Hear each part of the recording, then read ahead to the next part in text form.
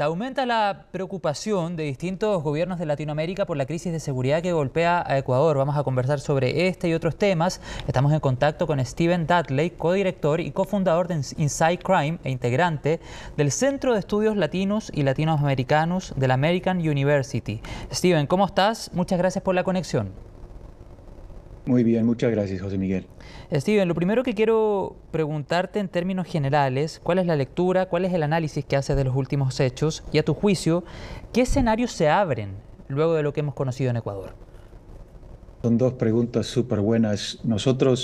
La verdad que nosotros llevamos 15 años como Inside Crime y no hemos visto una situación como la de Ecuador, que ha cambiado de una manera tan rápida, tan radical y que nos ha dejado como un poco plantados. Incluso los hechos de estos días, o sea, una respuesta, no sé si coordinada, porque realmente no es coordinada. Estamos hablando de por lo menos 22 grupos criminales que están operando en Ecuador. Así que no podemos hablar de una coordinación, pero sí de una manera pues a la vez, o por lo menos un grupo que tiene tanto o suficiente poder para poder causar eh, caos, incertidumbre Sí.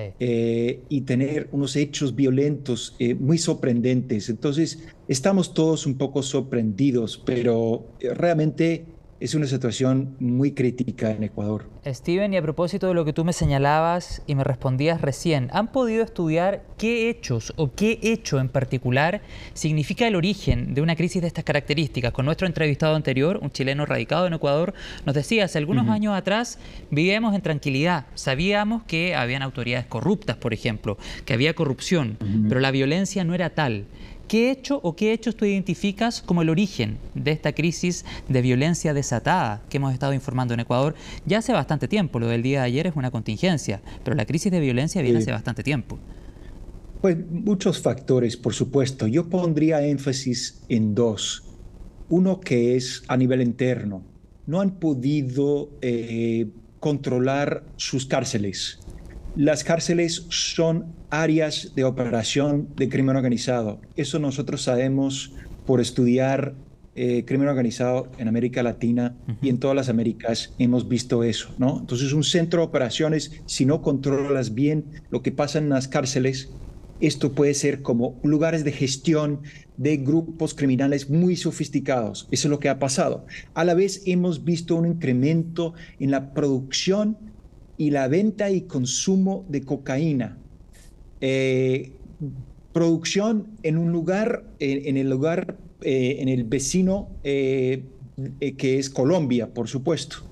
Y en Colombia es el lugar donde más produce cocaína y se pasa utiliza Ecuador cada vez más como lugar como puente para llegar a otros mercados relativamente nuevos o emergentes, por Claro. decirlo así, Asia y Europa. Y eso hace que la economía criminal crece en un lugar como Ecuador. Combinación de esos Mm. factores van generando grupos cada vez más poderosos que pueden retar al Estado. Claro, de hecho el día de ayer, Steven, hablábamos precisamente de la posición geográfica de Ecuador, muchas veces considerada clave y estratégica precisamente para seguir aumentando las redes, por ejemplo, del narcotráfico. Lo que se está viviendo en Ecuador, Steven, podría ser la antesala de tal vez un escenario similar en otros países de Latinoamérica, incluso Chile. Veo Chile lejos de allí, pero tal vez no tan lejos como ¿Cómo así? uno pensaría, ¿no? Nosotros al finalizar el año siempre hacemos un análisis del año y vemos Ecuador como uno de esos lugares, como bien decías al principio, no era un lugar de inseguridad, para nada. Eh, en este momento, Chile y lugares como Costa Rica están en lo mismo. No son lugares tradicionalmente, lugares donde operan crimen organizado, donde retan el Estado, pero hemos visto cómo puede cambiar rápidamente en lugares donde no esperábamos. Claro. Veo Chile como un lugar con instituciones mucho más robustas, mucho menos corruptas, con mucho más entrenamiento, más capacidad a nivel de inteligencia. Así que veo con poca probabilidad que lleguen a esos niveles como donde está Ecuador ahorita.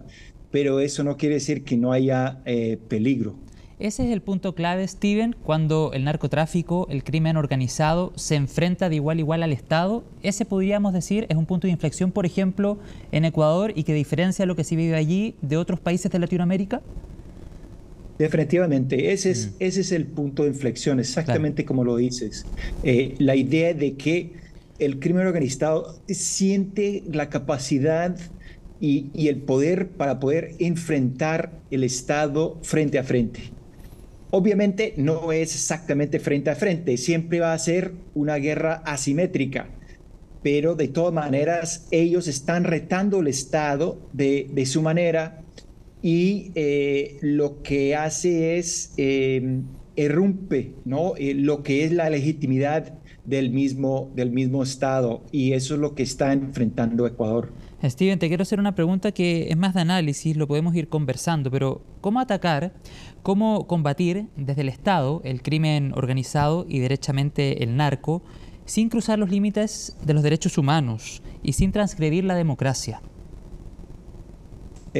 Pregunta de millón, ¿no? Porque hemos visto otros modelos implementados en América Latina y bueno, también en ciertos lugares de Estados Mm. Unidos y otros lugares del mundo donde obviamente están pasando y dejando los derechos por detrás mientras combaten estos tipos de grupos de crimen. Eh, y no realmente no hay una solución única, o sea, no hay un modelo que quepa en cada país. Cada país tiene circunstancias diferentes.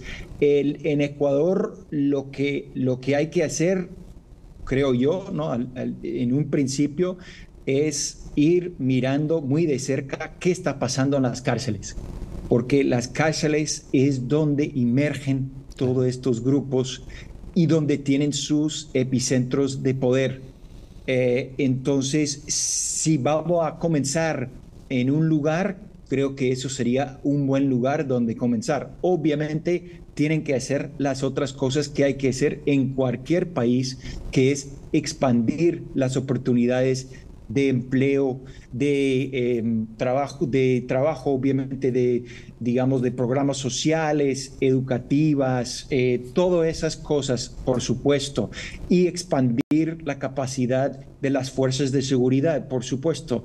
Pero si vamos a comenzar en algún lugar, comenzaría en las cárceles de Ecuador. ¿Y qué tan cerca o qué tan lejos está Ecuador, Steven, de llegar a medidas más extremas, como por ejemplo la que hemos visto durante el último tiempo en países como El Salvador? Y si consideras de llegar a un escenario de esas características, ¿es el presidente Noboa el indicado o la persona que sería capaz de llevar adelante políticas así?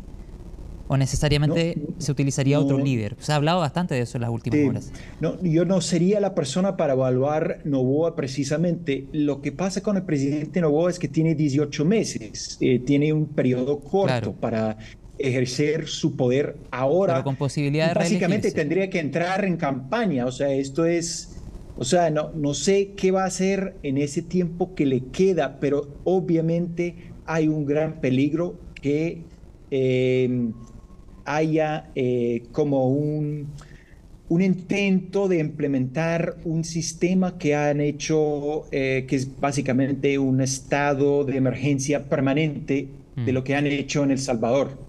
Y esto lo que hace es, si bien tiene un efecto,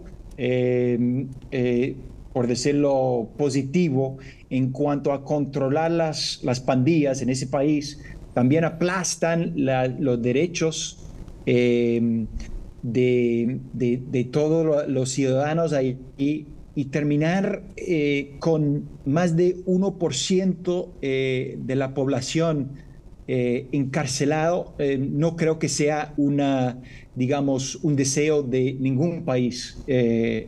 Así que Mm. eso es un poco lo que el balance que cada estado tiene que buscar.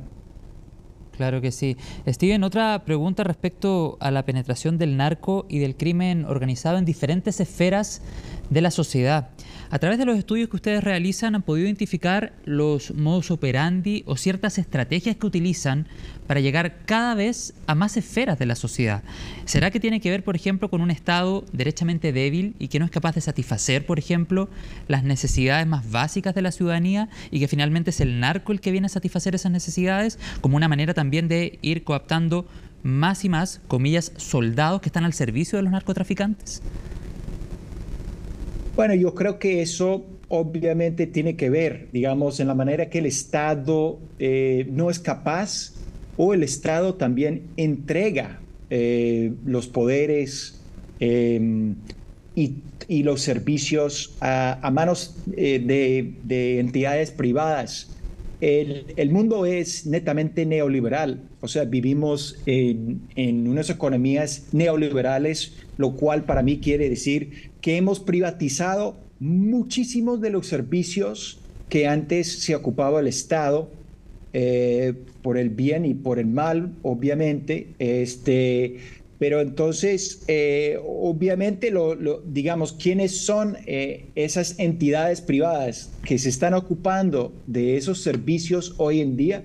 En cada vez más casos, lo que hemos visto alrededor de la región es que sí, son grupos criminales, a veces son grupos un poco más complejos, es decir, que ellos tienen un componente social y político, como hemos visto en lugares como Colombia o Venezuela, o incluso en lugares como México, o a veces son más grupos criminales y su función realmente es ejercer la ley, porque la ley del Estado, por decirlo así, no existe, no hay una presencia fuerte del Estado. Entonces conflictos entre vecinos o si hay violaciones, ese tipo de cosas se van resolviendo los mismos grupos criminales y terminan teniendo un papel de Estado,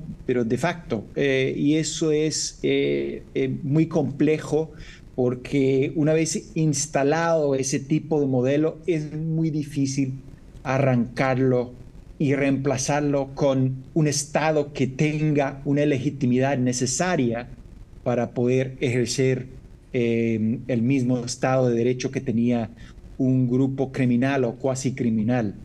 Y eso también es lo que pasa dentro de espacios como las cárceles, y por eso los grupos criminales ejercen tanto poder dentro de las cárceles, porque el Estado ya no Claro. controla esos espacios. De hecho, hay información que ha sido publicada por CNN en español a propósito del control del Estado y la fiscalización del Estado a las cárceles. Me gustaría compartirlo contigo, Steven, y por supuesto con toda la audiencia para que lo vamos analizando. Mira, hay un dato que llama mucho la atención. La secretaria de Gobierno, Mónica Palencia, dijo a CNN en español el día lunes que la situación en las prisiones hace que sea difícil localizar cuando alguien se escapa. Esto a raíz de la fuga de este delincuente apodado El Fito. Y la Policía Nacional de Ecuador dice que Fito fue descubierto desaparecido el domingo por la mañana durante un operativo especial para controlar armas y contrabando en la prisión. Los funcionarios de la cárcel, de esa prisión, no realizan controles periódicos a los reclusos, pero sí realizan controles no programados. El control del domingo fue el primero importante bajo la presidencia del presidente Daniel Noboa. Insólito, comenzó en noviembre, quien prestó juramento el 23 de noviembre, de hecho, de 2023. Es decir, Steven, un muy bajo control, una muy baja fiscalización de parte del Estado, precisamente, a las cárceles, lo que estábamos conversando. Sí, y eso es solo es un índice, ¿no? Claro. Es como el punto de iceberg de un problema que tiene raíces muy profundas, y lo que deja es ese espacio para operar. Por eso son los epicentros de las actividades criminales en lugares como Ecuador, pero no solo Ecuador. Durante muchos años en otros países que hemos estudiado, incluso en Estados Unidos, en Guatemala, en Brasil, por supuesto, donde hay el PCC, Primer Comando decapitado, que es como el grupo criminal más poderoso de la región.